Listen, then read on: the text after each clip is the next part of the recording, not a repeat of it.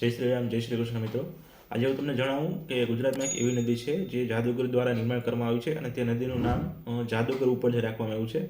તો વાત એમ છે કે ગોહિલવાડમાં એક તળાજા પંથકમાં તળાજા પંથકમાં એક ગામ છે ટીમણા નામનું, અને એ ગામમાં એક દિવસ બંગાળથી ગોળિયા નામનો જાદુગર આવે છે અને જાદુના અદ્ભુત ખેલ બતાવે છે. એવામાં ત્યાં ઠાકોર નીકળે છે ગામના, અને એ એમ કહે છે કે ભાઈ, જો તું સાચો જાદુગર હો તો અમારા ગામમાં નદી નથી, તો નદીનું નિર્માણ કરી દે, નદીનું સર્જન કરી દે, તો હું માનો કે તું સાચો જાદુગર છો.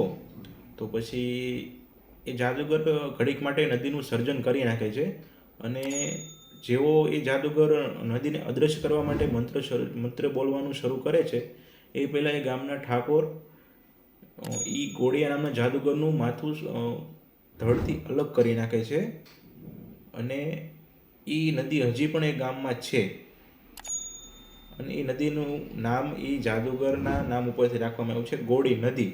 અને એ ટીમણ ગામમાં હજી પણ હયાત છે. આને તમે જાદુનો ખેલ કયો કે પછી ઇતિહાસ કયો, જે પણ તમારે સમજવું હોય, પણ આ હજી છે નદી આ ગામમાં.